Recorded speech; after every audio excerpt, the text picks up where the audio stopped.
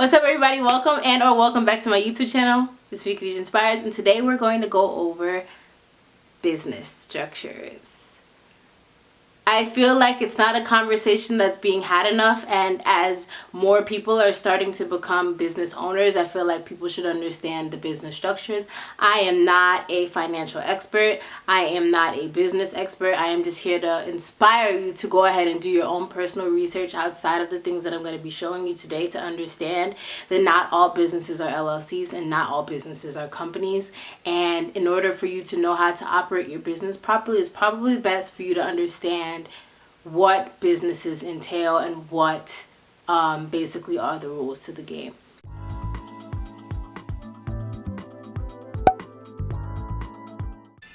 Okay, so pretty much what I basically want people to understand when I go into all of these different categories of business is that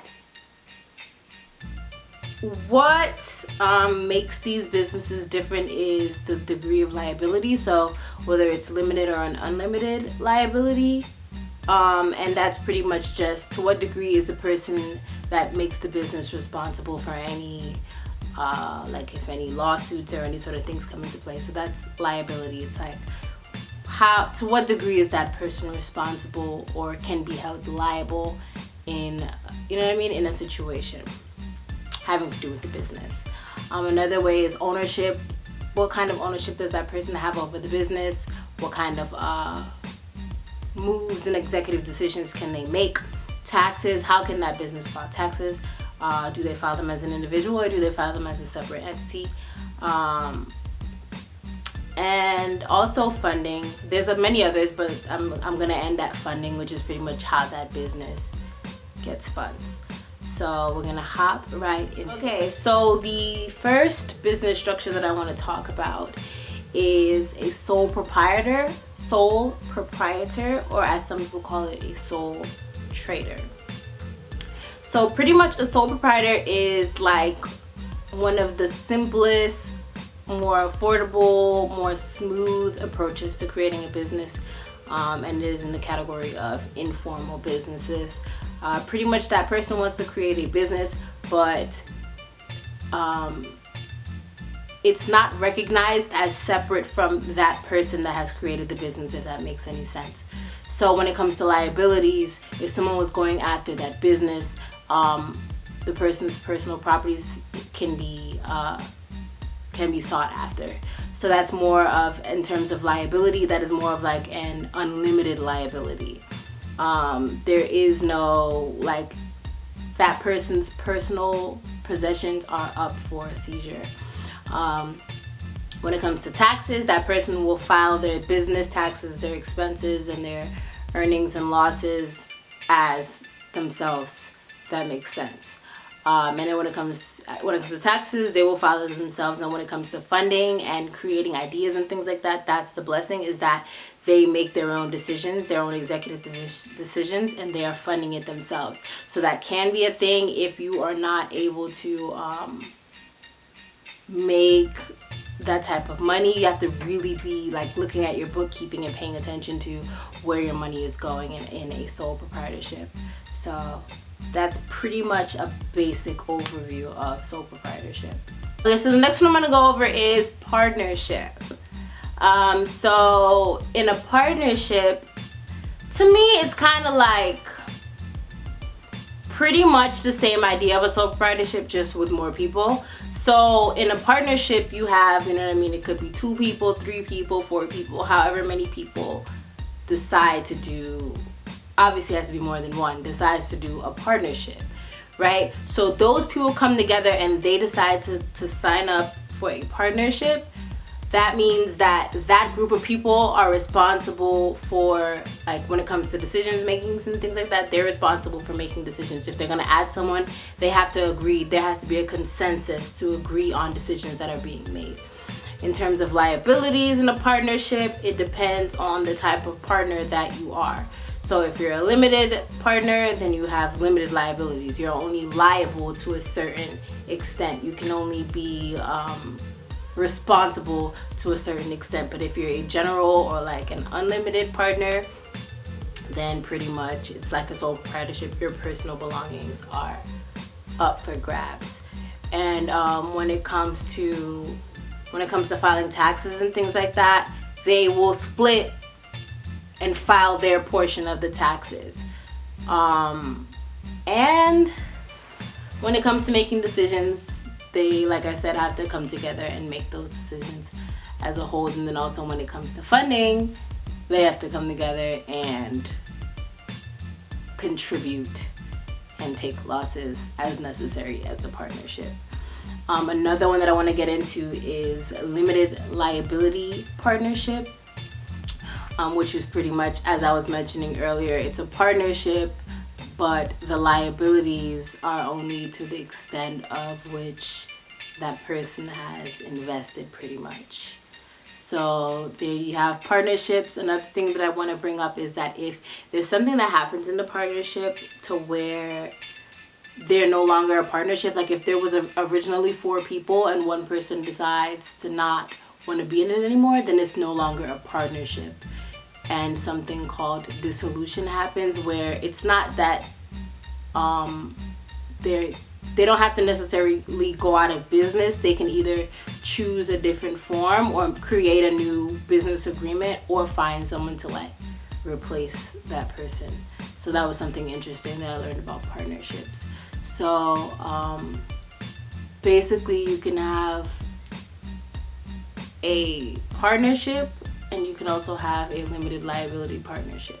The third one that I want to talk about is LLC, which is limited liability company. A lot of people like to seek after this one. It definitely protects you from, you know what I mean, what I've learned. It definitely protects you in the fact that you don't have to be liable or held responsible for things. There are things that protect you, and I can see that being a blessing. But pretty much it's kind of like the funding comes from that person, and things of that nature. But LLCs are required to have separate bank accounts from the business. Like they have to have a business bank account. And to me, it's like, I mean, I guess it's a sweet deal. I just know that there's like fees and things like that that go into account when you're dealing with an LLC.